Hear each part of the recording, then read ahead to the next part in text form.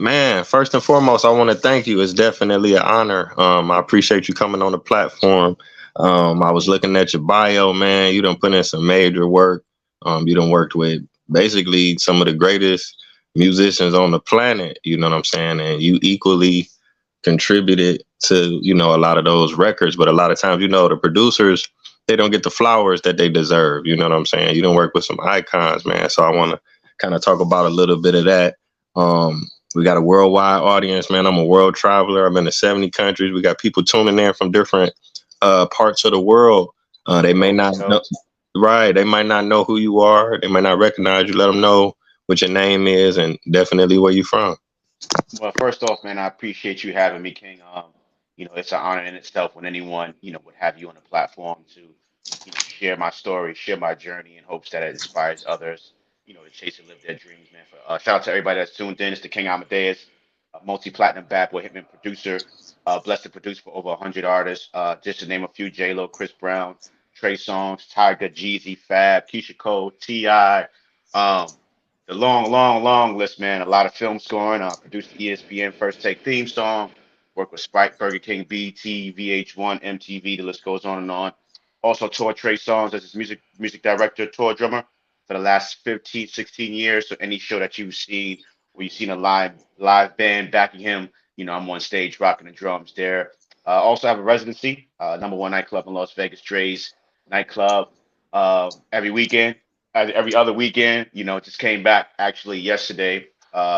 We had Rick Ross and who else we had? Wiz Khalifa in the building this weekend, man. So it's been 20 plus years in the game. Also, I'm also a new author of the Story of Amadeus, and the beat goes on, which is out right now. It's a kids young adult book, just sharing my story of how I became Amadeus and who I am today. So yeah, man, it's been a long journey, man.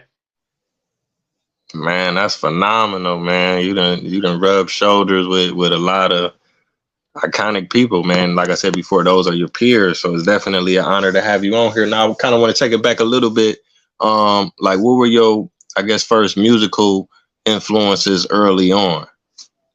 Oh man, I had a really nice catalog. My parents, shout out to both of my parents. My parents were music lovers, so I was always surrounded with all different type of genres in music. Excuse me. I fell in love with hip hop. So for me, man, it started with like KRS One and like Black Sheep. You know what I'm saying? Gangstar. What I'm just thinking about like the cassette tapes I had, when I was little. I had my first cassette tape I ever bought was the damn, what was that joint called, man? It had the Biggie Party and Bullish, on a joint. Who's the Man? Who's the Man soundtrack was one of the first tapes that I purchased. So back then, yes, bugging out Wu Tang, Big, Jay Z, um, just everybody, man. Anybody that just had a dope beat, I rocked. So I can't forget about like Naughty by Nature and there's so many, man. Queen Latifah, like the list goes on and on and on and on, man. In regards to the influences and in regards to production, I would say Puff Daddy. I was probably still is one of the biggest Puff Daddy fans in the world, man. So Puff Daddy and the Hitmen. Of course, I looked up to Dr. Dre, Kanye West, Just Blaze, Swiss Beats, Rodney Jerkins, the Neptunes. So those are definitely some of the producers, RZA, that I would say I looked up to, and music that I listened to, back growing up back in the day. You know what I mean? Oh yeah, no doubt. Now I was looking at your bio. You from the Bronx? Big Bronx energy. Wow, that's a Big Bronx blessing, energy. man. That's a blessing. You from the motherland where it all started at, you know? Yes, sir. Yes, sir. Yeah, that's definitely a blessing because, like, I mean, probably 99% of the world we got exposed to hip hop through the radio or TV, but you had it like, right around the corner or up the Right. block or, Right. with some of the Absolutely. best of the best. You know what I'm Yes, saying? sir. Absolutely. Yeah, that's what's up. Now, around what age did you actually start getting into it? Did you start off drumming or was you a MC or was you DJing or? Yes, I started with the drums. I remember my parents buying me a drum set. I probably had to be about 3 or 4 years old. So I always, was in love with music. In the fourth grade, I went to a school called St. Augustine School of the Arts. In that school, it was a part of the program for you to choose a musical instrument. And I wanted to learn how to play either the saxophone or the trumpet. I was absent on the day that we were able to choose the instrument that we wanted to learn how to play. So the day that I went, it was only the violin and percussion. And again, I'm from the Bronx, from the hood, 169th Washington now, to be exact, the nine. And I was already kind of like a target because I had to dress up to go to school because I went to Catholic school all my life.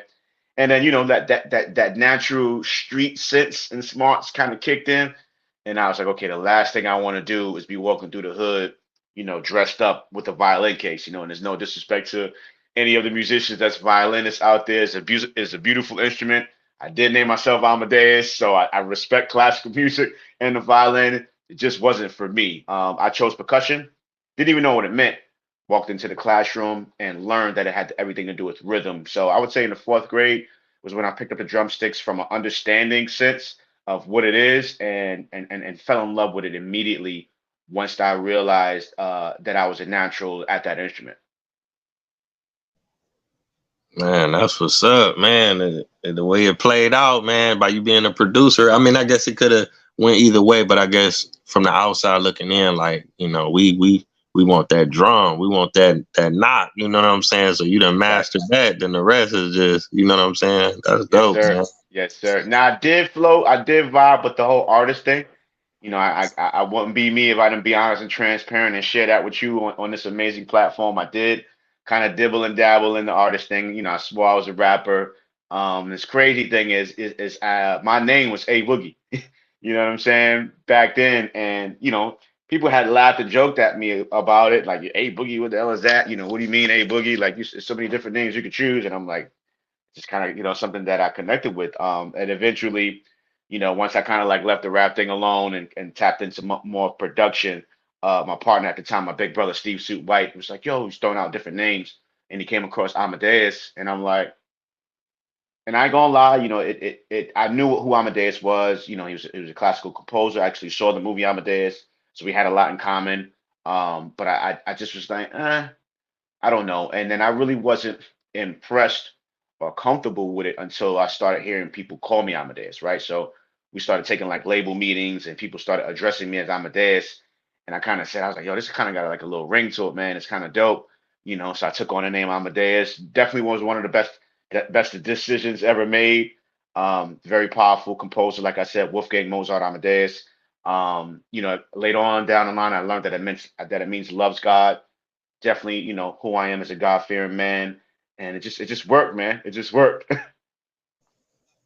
That's what's up. That's what's up. So I guess I could ask you now, when do you feel like you kind of got your first big break? My first big break was shout out to Foxy Brown. She was the first artist to take a track of mine that was released. I don't really get to talk about it much, but I want to give a big shout out to Nucci Rayo. He's actually an artist from Jersey, really incredible artist, really incredible MC and songwriter.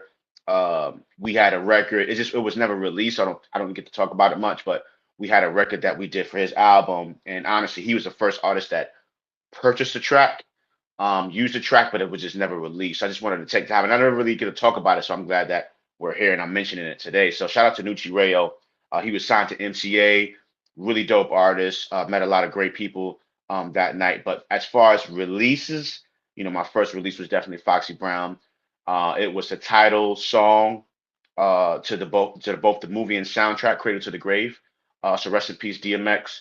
DMX, that was definitely DMX's vision, that movie, that film, the soundtrack. The plaque is right here on the wall, actually, right behind me, man, and it means a lot to me. First beat ever sold to be in a movie, to be on the soundtrack that sold 500,000 copies, physical copies, not like streaming, and it was physical. You had to go to the store and buy either the cassette tape or the CD, man. So shout out to everybody that went outside and got that body of work, man. So that was my first placement right there. So again, big shout out to Foxy Brown.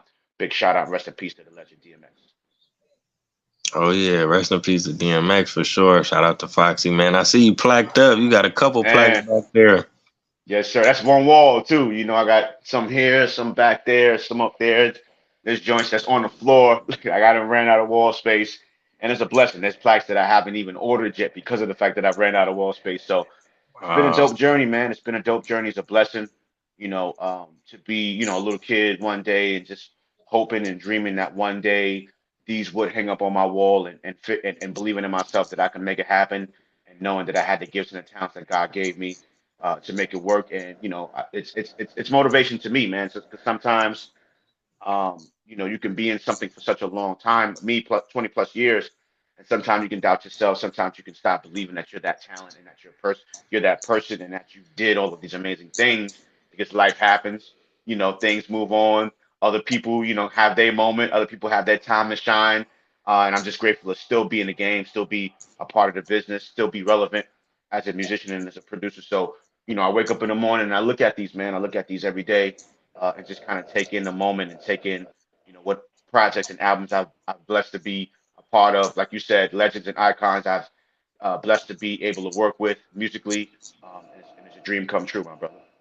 Man, I appreciate you sharing that. That's inspiring to me, and I know it's inspiring to the viewers as well because you human. You know what I'm saying? It's just like anybody else. You still gotta find motivation and self encouragement and things like that. And you don't work with the best of the best, so a lot of people just dream of getting one plaque. You Hmm. ain't got enough space. You know what I'm saying? So that's Blessings, man. dope, man. That's Absolutely, my dope. brother. Now I gotta ask you. Now, how did you connect with Bad Boy? If you could talk about that a little bit. So, just kind of my whole career, I was always kind of placed and at the right place at the right time, and with the right people. Shout out to Derek D. Angeletti, one of the original Hitmen. Shout out to Buck Wild, another Hitman producer, original Hitman, and just blessed to be in those circles. So I was kind of always around. Got an opportunity to work with the late and great Heavy D in the studio. Rest in peace to him as well. Shout out to the A&R at Bad Boy at the time, Bobby Springsteen. Shout out to Hart Pierre, the president of Bad Boy.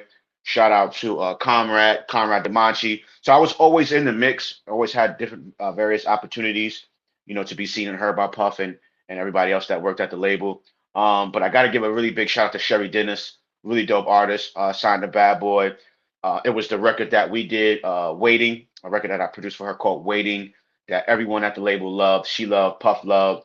And it just kind of brought a different style and a different sound to the album that she had created and it was preparing for release.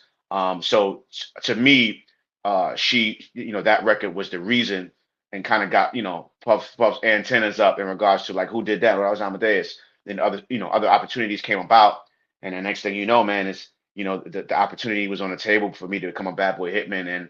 And for anyone that knows me, knows of how much I look up to Puff and that whole movement. I used to dress like him when I was little. I used to have a curly hair with the part in the middle. Like everything he did, I did, and I just kind of wanted to seal a deal and be a part of that movement. And when it happened, man, I was just like, wow, this is really happening. And I'm telling the story the way I'm telling it because oftentimes people dream and they feel like it's far fetched and it's not obtainable and it's not something that you could do but I'm sitting here, man, and you're looking at a little kid from the Bronx, from the hood, from one of the toughest neighborhoods in the world, that was able to use the gifts and talents that God gave me. I believed in myself. I worked hard, endless nights, sleepless nights, lost a lot of friends, lost girlfriends, like because of the commitment that I had to music and production and musicianship. And now dreams do come true, man. Dreams come true as I look back and look at all of these ideas that I had as a little kid to be an adult. Today, looking back, like wow, I did this, I did that, I did this, I did that, I did this, and there's so much more that I want to do and accomplish. But you got to sometimes stop, take time to smell the flowers and look at the things that you've accomplished thus far. Man, that's amazing. That's truly amazing. Now, around what time period was this? Because Bad Boy been around for so long. Hmm. So I became a hitman around the making the band Danity Kane Day 26 era. So that's kind of when I got on board as a hitman. And people, when I share the story, it's like people were like, yo, why would you be a part of Bad Boy? Be a part of that team? Because when I came to Bad Boy or when I united with them, I had already produced for 50 artists. So I'd already worked with Dipset and Fab and G Unit and a lot of artists, and it was like, yo, you was already moving on your own. Why do that? And my way of thinking was like, think about like the Chicago Bulls, right? Like we had Michael Jordan, you had Phil Jackson. You know what I'm saying? You had Scottie Pippen. You had, Dennis Rodman. You had everybody that played a part. B.J. Armstrong, right? And it's like I look at Puff as Phil Jackson. You know what I'm saying? I look at Biggie, as MJ. I look at Mace as Scottie Pippen, right? Where you have this elite team, and it's like, why wouldn't I want to go to the NBA? You know what I'm saying? Like, why wouldn't I want to go to the team? You know what I'm saying? And it's like, for me, it was just a bigger picture. I wanted to learn. I wanted to absorb, the bad boy era, the bad boy movement, how they made those hits, just kind of be in a room and just learn and take in, and also work on the projects, that was that bad boy at the time that I joined forces with them, man. So it's crazy, bro, and it's like that's a name and it's a title that I can hold on to and live and attach myself to for as long as I live. Like I still to this day, even though Bad Boy the Hitman ain't really like assembled, you know what I'm saying? It's like we still a Hitman, bro. You know what I'm saying? So for me to to be a part of Buck Wild and Derek D. Angeletti and Ron Lawrence and Stevie J and Mario Winans, like, and say, yo, I'm a part of this blueprint. Like, rest in peace, Chucky Thompson. Like, it's legendary, bro. Like, it's legendary. Sean C. LV. Like, it's crazy, man. Yeah, man, that's an elite squad. Shout out to all of them cats. Yes, sir. Um, because I was looking at your catalog. You produced a lot of tracks that I wasn't even knew that you had produced, but I could say I first got hip to you. Now you produced on Jim Jones, My Diary. Yes, sir. Yeah, Yes, that's a sir. classic, man. We shed some tears to that. That's a powerful track, Wow. man. Very powerful. And and it's crazy because that you felt that way as a fan of the music, right? Where it's like when we made it, I'm like, man, this ain't the Jim everybody used to. Like, this ain't, Jim talking a whole different talk. And that's how powerful music is, and that's why production is so important, right? Because it inspires those artists, to write whatever they're gonna write. So the fact that he was vulnerable the way he was and transparent as an artist, it ain't a club banger, but it's a joint that's thought provoking. You know what I mean? It kind of, you got to kind of sit back and, kick it and really take that record in. And shout out to Denise Weeks. She was on the hook on that joint, and it's crazy that you brought that record up. I recently made a post. I want to say like maybe last week about that record, right? I had the opportunity to meet Leon, the actor Leon. Above the Rim is one of my favorite movies of all time. And I was a little kid when I went to see that. And one of the songs that resonated with me in that movie was Tupac, the record called Pain. And I just love, I was a little kid at that time. So I didn't really connect with the lyrics. I connected with the music and the beat. I didn't know it was a sample. I just heard the piano and everything moving. And I just like, yo, I love that. And when I went digging, years later as a producer, I went digging and found the original record, to where they sampled it from. And I just had to have it. Like, I bought the record and I was just like, this is a joint I need to have, man. And I'm like, should I redo it for myself? And I just redid it. And that was the beat that Jim Jones used for My Diary, man. So kind of was a full circle moment of, meeting the actor that was a really credible actor in that movie, Above the Rim, and things just coming around full circle. They shot that in Harlem. You know what I'm saying?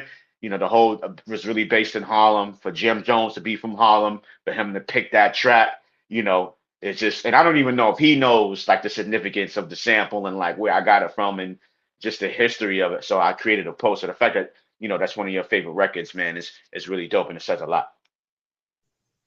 Oh yeah, most definitely. I got to give you props because a lot of times when people, even though it was a sample, they may remake like a Pac or a Biggie record. That's a challenge. You know what I'm saying? But you pass the expectations. You know what I'm saying? Like, oh, I think Right. I might even like this one better. We love Pac. Rest in peace to Yes, him. sir. But you really did your thing on that track.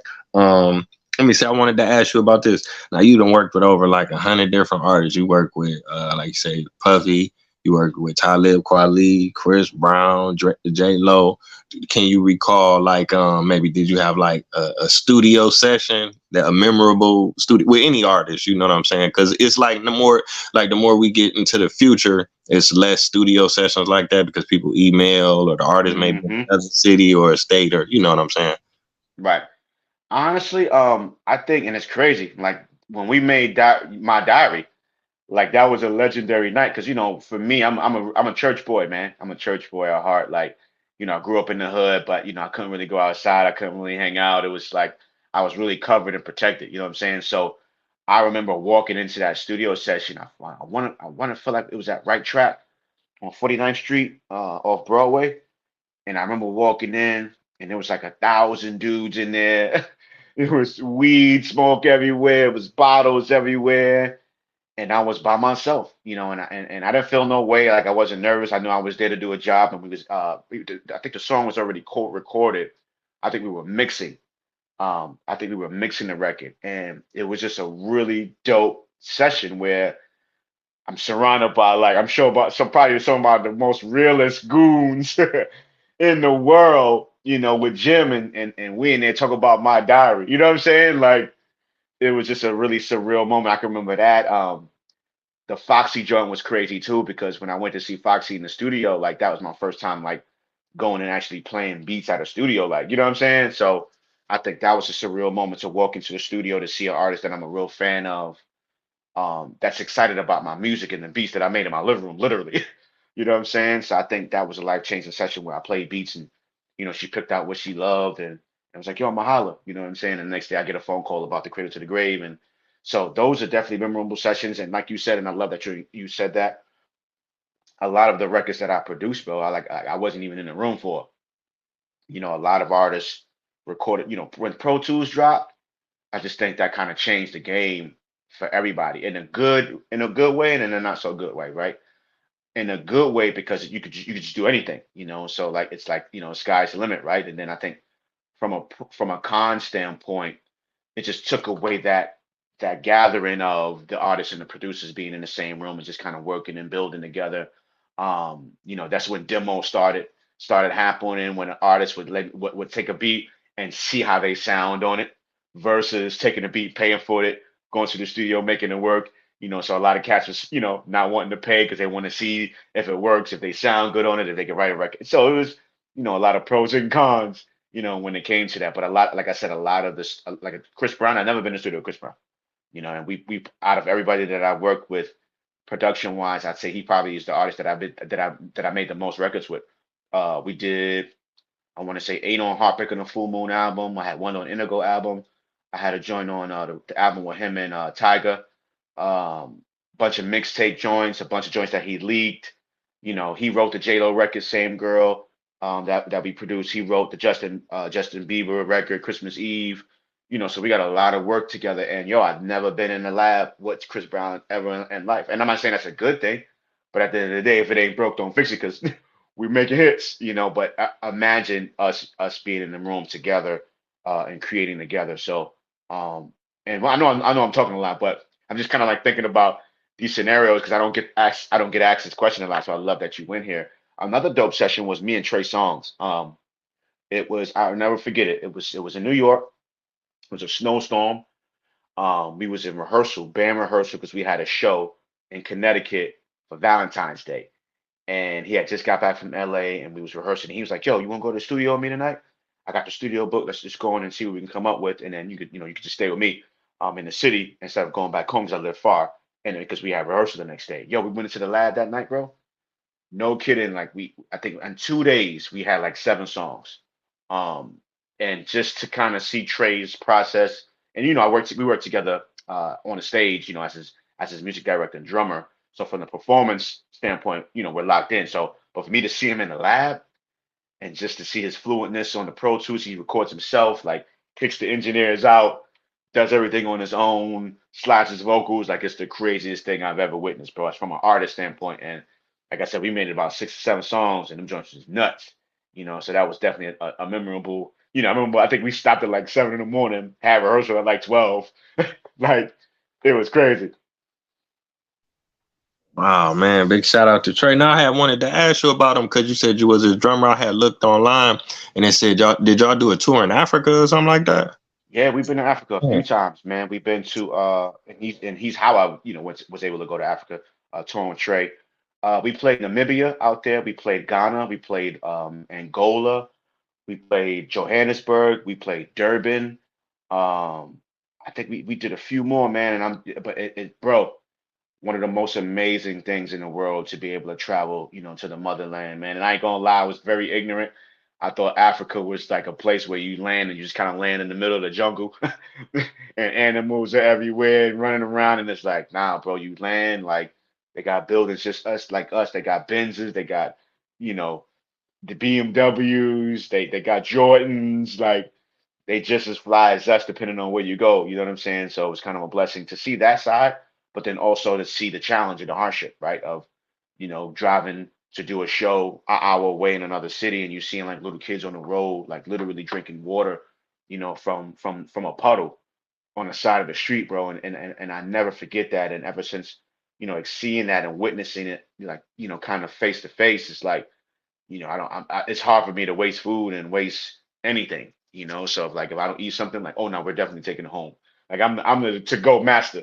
My family hates it. My kids be like, no, no, no, we take. I don't care if it's one nugget. Like that's coming home. Because at the end of the day, there's a kid, and I always say it. That's somebody in Africa that would make a full meal out of that one chicken nugget.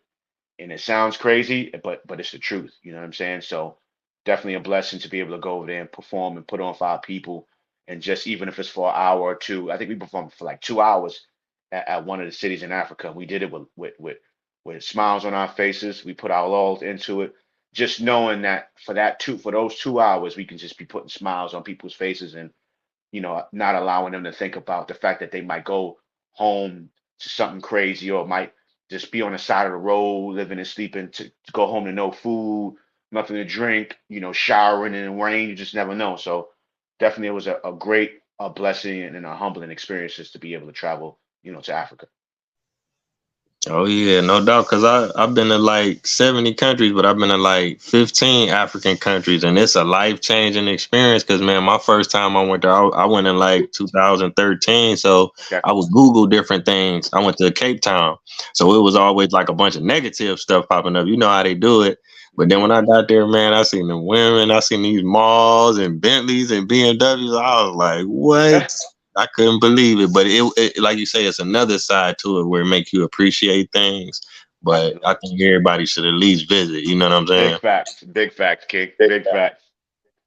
Let me see. Okay, we almost by the 30-minute mark, so I ain't gonna hold you. I know you got moves to make, but I gotta ask you about the book. If you could just tell me, what made you even want to write a book, and what is the book about, and where can we, pick the book up at?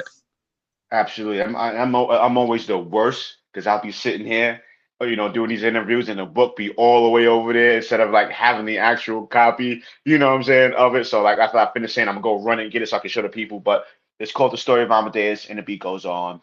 Shout out to my co-authors, Lynn Hobson, Trina Stackhouse.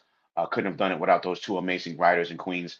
During the pandemic, man, it happened during the pandemic, when we all had to stay inside and stay home. It's something that I always wanted to do. I've been encouraging kids for years. I would go speak to kids in schools and colleges and all type of things online, just wanting them to chase and live their dreams, like how I'm doing. And I just felt like I needed something tangible, something that I can leave them with, right? Because sometimes you can go have a conversation with someone, and they may retain everything that you say, and sometimes they don't. As soon as they walk out of that building, they might forget everything you said. But if you can leave them with something that they can take home to refer to, if they did forget what you say or what you shared with them, they can be able to pick up that book and relive those moments. So that was kind of the idea. Like I said, it came about during the pandemic. Very proud of it. Very, very, very proud of it. And for those that haven't, bought their copy, it's available on my website. The website is www.imkingamadeus.com. Once again, it's www.imkingamadeus.com. You can get it. I sign all copies. I write notes in there for everyone that makes a purchase. I'm fully independent, self-published. No Amazon, no.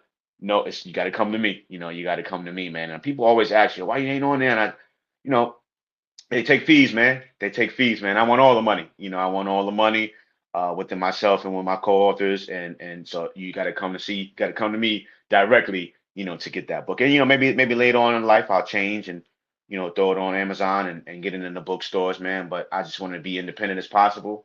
It just kind of alleviates all of those fees going everywhere and everybody getting a piece of the pie.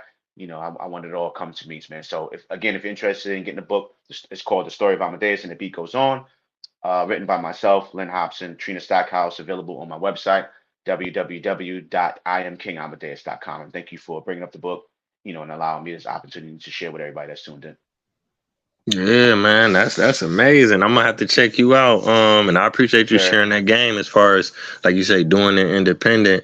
Now I want to ask you one more thing about the book. Now you said you was writing it during the pandemic, and Yeah. a lot of people, especially in our community, like it was like a big cry for mental health, especially for Black men. People going through anxiety and depression and stress, which we always have went through it, but a lot of people kind of got locked in and locked away from their family. Going Sure. through that process of writing the book and recalling, different things that you went through, like you're saying, having something tangible, did that do anything for you mentally in regards to, those types of issues? Man, I'm gonna tell you, and I'm so glad you brought that up. Because like you said, most of us Black kings don't talk about it, but that's something that I've vowed to do, just be as transparent as possible, in hopes that it can save another Black king. You know what I'm saying? That pandemic was difficult, man. It was one of the most challenging times for me, mentally ever. And I've been through some stuff in life. I think we've all been through a lot of, different hardships and challenges and struggles, situations. But that pandemic, it just really took a toll on me, man. Lost some very close people to me. My bishop, my pastor, passed away during that time. My aunt passed away during that time. My uncle passed away during that time. And I just, kind of had to lean on writing the book as something to keep my mind occupied because I know a lot of good was going to come out of it. I had finished the book, and then my pastor had passed away, so I had to kind of go back and edit a few things and change a few things, and I actually dedicated the book to her, because of her passing, and so it was a struggle, man, and I just for some reason I couldn't see light at the end of the tunnel. I'm a man of faith, I'm a man of positive energy and love, and I would be online and doing IG lives and all of these different things and interviews and speaking life into everybody else, and then I would get off, online and be one of the most saddest and you know miserable person ever. And I was like, I've never felt like that ever. And it was during the pandemic that I kind of went through those phases. And for those that are tuned in, man, prayer, just finding my faith again, and just believing that one day I'll play drums again. You know what I'm saying? One day I'll be able to go back outside. One day I'll be able to get on a plane and go perform and do shows. And because everything that we do, when you think about it, in entertainment has to do with people. I can't play no shows if nobody's in the seats. You know what I'm saying? We can't record if we can't get in the studio, or, I can't. So it just took a lot away from me in regards to my love and my passion. And, for us to be able to return back to normalcy, for me to get back out there on the road and tour and perform and, excuse me, hit that stage again and go to these schools and visit these schools and give these kids copies of the book and sign it and share my story is a blessing, man. So for those that are challenged out there in life, whether it's whether it's women, children, just never give up, man. And I know it's very difficult. A lot of people have thrown in the towel. A lot of people giving up on life, took their lives. I didn't see myself in that place, thank God, um, because I know somehow, some way, God was going to come through, and that's just my faith that tapped in and my belief system and what I've lived through and what I've overcome. And God has been great to me, man. And last summer I lost my dad, um, and that took a toll on me as well. So I returned to doing what I love to do. I was back performing, doing what I love, happy again, and then lost my father right in the heart of that, on my mom's birthday. You know what I'm saying? And it's crazy. So it hasn't made a full year yet. First Christmas without him, first Thanksgiving without him. His birthday and my birthday are in January, so his first birthday without him, him here. My first birthday without him here. Father's Day is coming up, and I'm pushing through, man, and I'm able to talk about it, and be strong and not fall apart. Have my moments, but, um, without him is no me.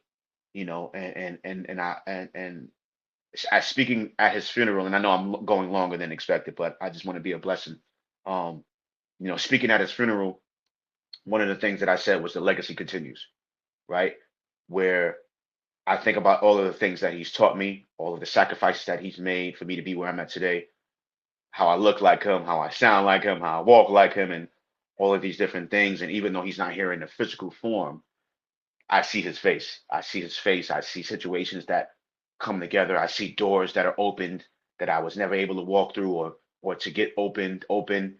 And I know he's up there, you know, on behalf of myself and my family, my siblings and my mom. And I know he's up there speaking to God, you know, directly, you know what I'm saying, in regards to his kids and his family. Because I'm just seeing doors open and I'm like, man, I've been trying to get that door open my whole career. I've been trying to make that opportunity or that situation come to pass my whole career.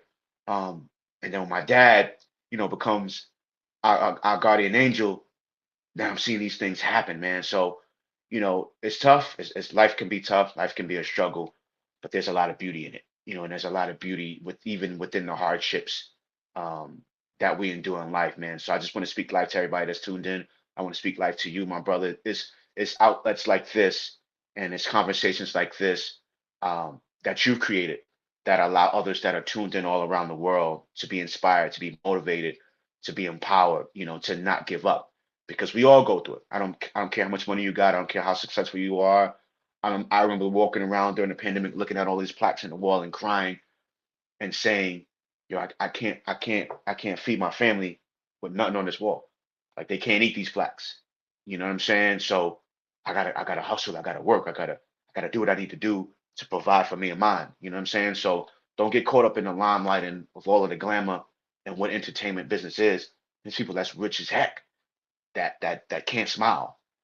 That's wishing they had love like from a person. You know what I'm saying? Or authentic people around them. So, you know, remain prayerful. Sometimes things ain't always what it seems. Sometimes the grass is not green on the other side. You know, just focus and worry about your grass. And I don't want to say worry. I just say focus. Focus on your grass.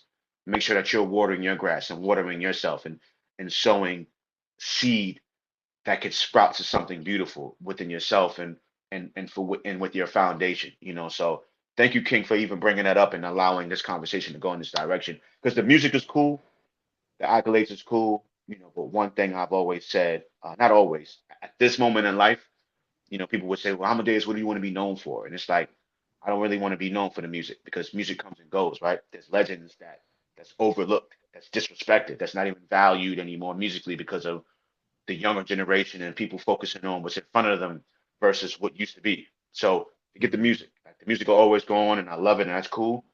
But I want to be known for conversations like these. I want to be known for impact, you know, positivity, motivation, like you know, conversations or interviews that we can have where people can look back and look at this and be inspired to chase their dreams, right? Because if I lose my life, not lose my life, let me take that back.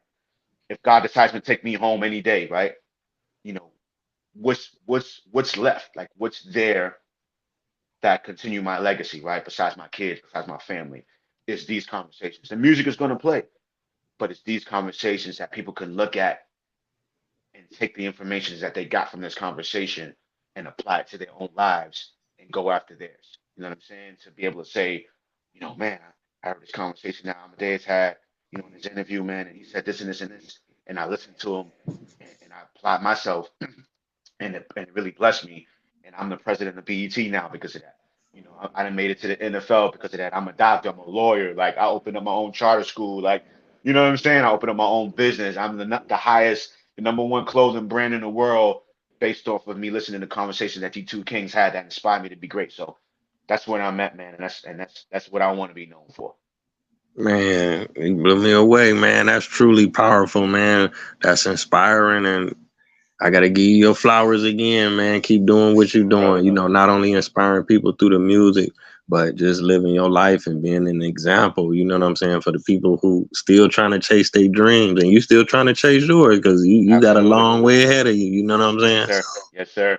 I Yes, want to sir. thank Thank the you, my viewers. brother. Oh yeah, no doubt, man. It's an honor, man.